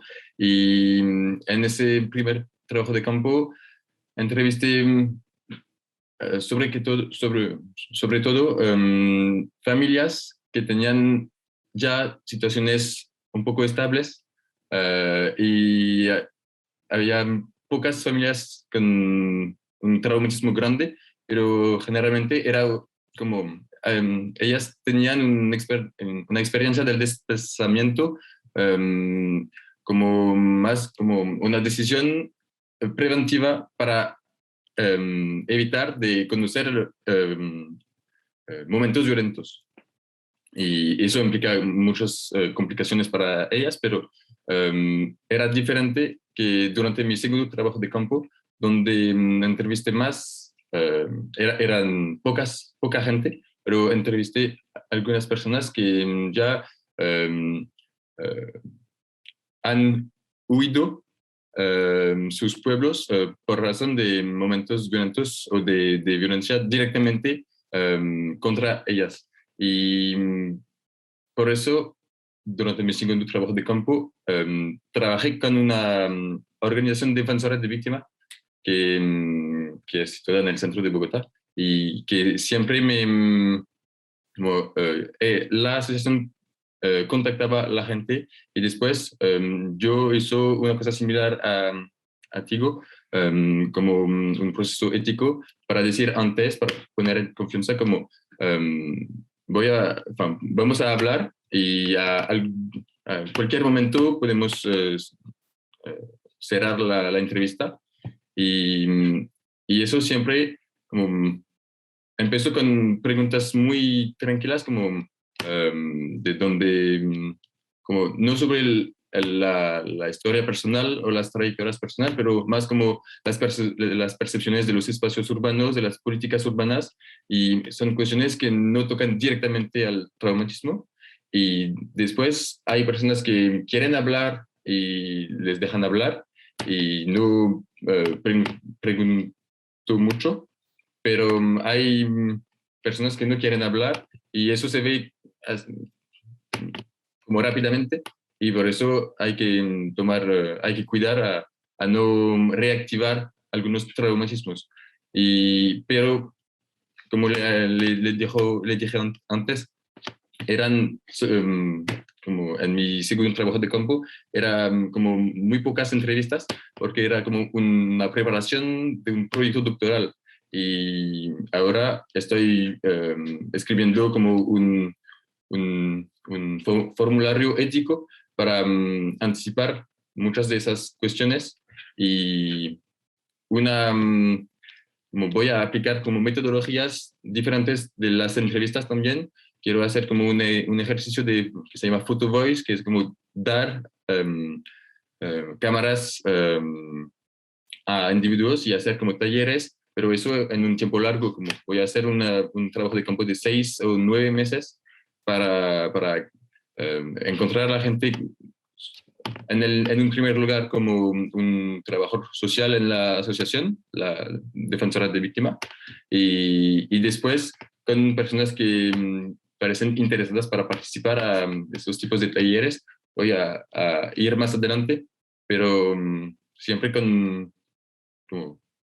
siempre con la idea de cuidar a los individuos porque es un trabajo geográfico, hablar de aspectos geográficos permite también evitar un poco las cuestiones brutales del traumatismo, de las violencias, y prefiero hablar como de prácticas urbanas o de prácticas espaciales, y eso permite como reducir el riesgo de la investigación. No sé si respondí bien. Muchas gracias, Félix y Juan Carlos, por estas reflexiones finales sobre las éticas, ¿no?, de la investigación en un periodo en que se vuelve más complejo, sobre todo, trabajar estas temáticas y donde tenemos que estar tan atentos a las violencias actuales, también a estas violencias históricas que nos trajo Iván, ¿no?, con su presentación, ¿no? La violencia tiene una historia colonial muy potente. Y que hoy en día, con el tema del quiebre que nos trajo Juan Carlos, pero también con el tema de la clandestinidad, del tráfico de personas migrantes, de personas que está aumentando en toda América Latina, y también la trata, en Chile está aumentando, está duplicando, y justamente por la explotación del sufrimiento humano y los estados que abandonan. Así que bueno, con estas últimas palabras y también agradeciendo a todos ustedes por sus exposiciones, por sus preguntas, sus comentarios, es que damos cierre a esta mesa redonda. Así que muchas gracias a todos, a todas, a todos los que nos están observando, los que estuvieron acá, los que estuvieron compartiendo. Muchas gracias. Muchas gracias a todos y todas. Gracias. Muchas gracias a todos y a todos. Gracias. Gracias a todos, gracias Constanza. Dejo esta esta pantalla la dejo abierta por si acaso no encuentran el link de la plenaria. Pueden volver por aquí y ya encontramos una solución. Y les aviso que en la otra mesa tienen un poco de retraso porque tuvieron una presentación más. Entonces están cerrando también, pero si ven que no está abierta la sala todavía, pues que se tomen algunos minutitos de descanso entre varios momentos de pantalla. Nos vemos del otro lado. Muchas Nos vemos, gracias. gracias. Hasta luego. Nos vemos.